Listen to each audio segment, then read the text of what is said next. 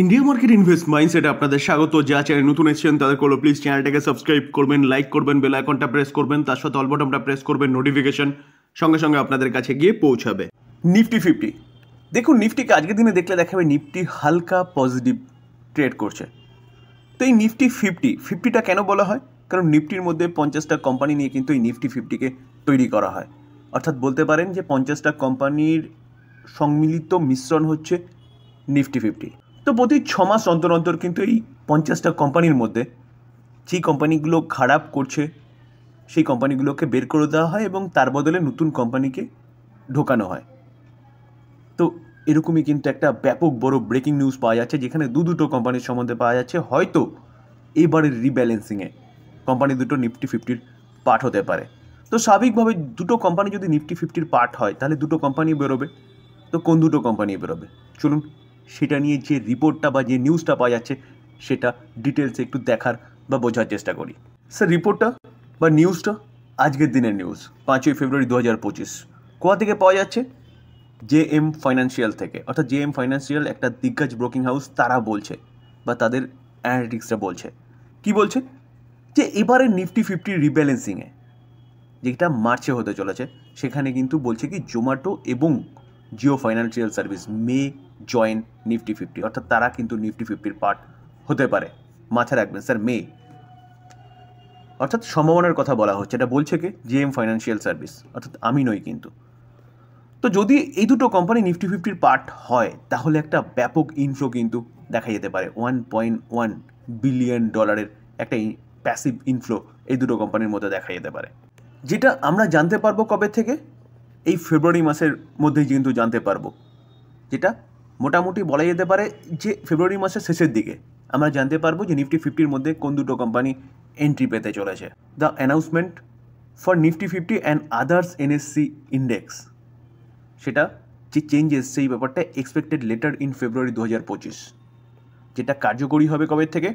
কার্যকরী হবে দেখুন, টেক ইফেক্ট মার্চ 31, 2025। তো স্যার, দুটো কোম্পানি এন্ট্রি হলে অবশ্যই দুটো কোম্পানি বেরোতে পারে। তো কার ওপর ঝুলছে আর কি বিপদের সংকেত?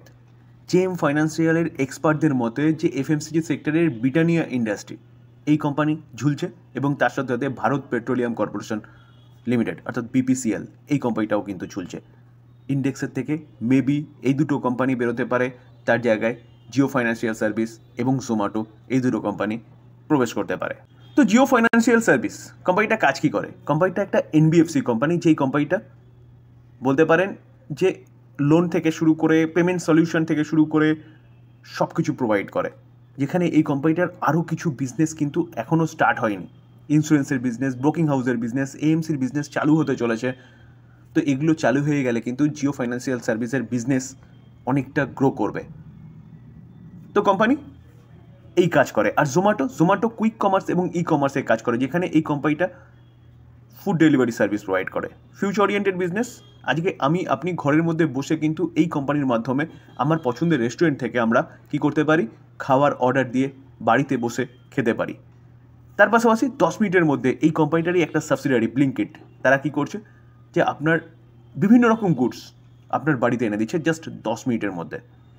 তো সেই জায়গায় দাঁড়িয়ে বিজনেস দুটো কোম্পানিরই কিন্তু ফিউচার ওরিয়েন্টেড বিজনেস, যেখানে কোম্পানি দুটো হয়তো অনেকটা নিচে এসছে, কারণ জোম্যাটোর Q3 রেজাল্ট অতটা ভালো করেনি এবং জিও ফাইন্যান্সিয়াল সার্ভিসের বিজনেস এখনও পর্যন্ত প্রপারলি চালু হয়নি, তো নিচে এসছে।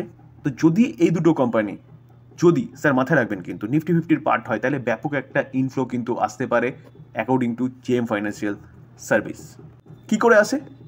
অবভিয়াসলি যে দুটো কোম্পানি যখন হচ্ছে নিফটি 50-র পার্ট হবে তখন বিভিন্ন ইন্ডেক্স ফান্ড রয়েছে, সেগুলো অনলি ফর ইন্ডেক্সে যেসব কোম্পানিগুলো থাকে তার মধ্যেই ইনভেস্টমেন্ট করে।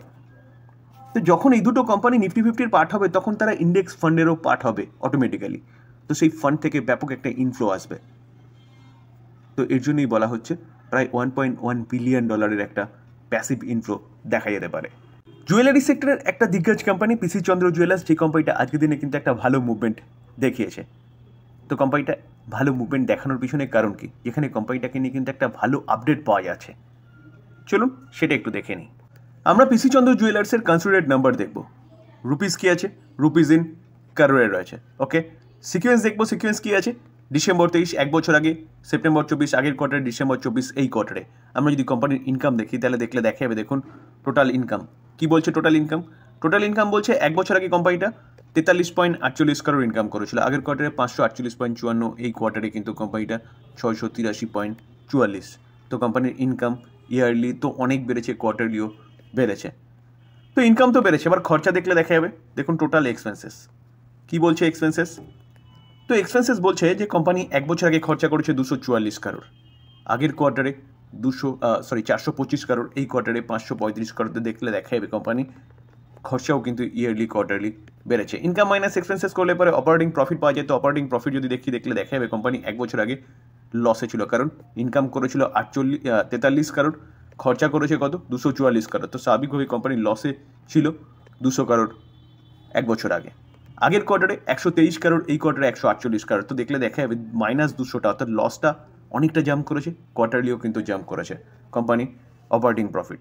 তো এবার আমরা কি দেখবো, এবং ট্যাক্স ও অ্যাডজাস্টমেন্টের পরে কোম্পানির মেন প্রফিট দেখবো। তো দেখলে দেখা যাবে দেখুন কোম্পানির মেন প্রফিট দেখলে দেখা যাবে দেখুন কি বলছে যে এক বছর আগে কোম্পানি 197 করোড় মতন মাইনাসে ছিল, অর্থাৎ লসে ছিল, সেখান থেকে 179 প্লাসে এসছে এবং 149 এবারে।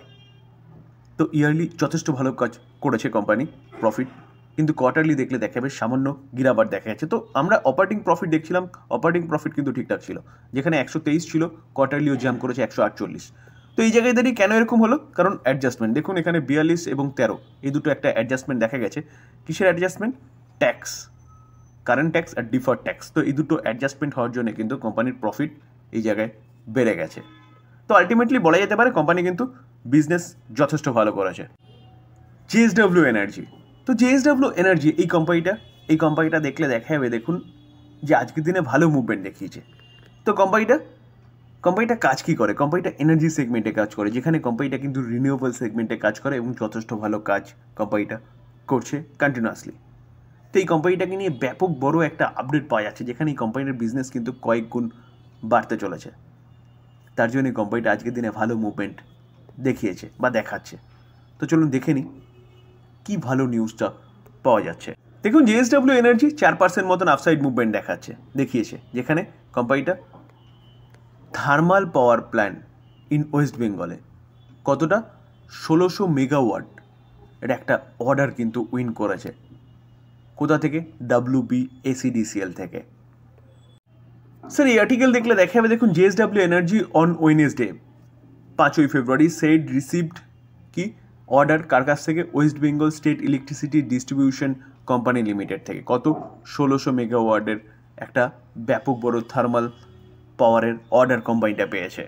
এটা একটা ব্যাপক বড় নিউজ জেএসডব্লিউ এনার্জির জন্য, যার জন্য এই কোম্পানিটা কিন্তু এতটা ভালো মুভমেন্ট আজকের দিনে দেখিয়েছে।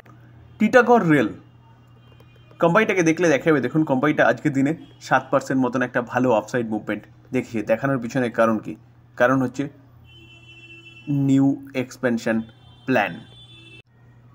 এই আর্টিকেল দেখলে দেখা যাবে দেখুন the company introduce sheep building and maritime system and safety and signalling system as part of its expansion strategy, যেখানে কোম্পানি কিন্তু আগেই জানিয়েছিল যে তারা শিপ বিল্ডিং ক্ষেত্রে নামতে চলেছে এবং সেই অনুযায়ী কিন্তু কোম্পানি কাজ করছে।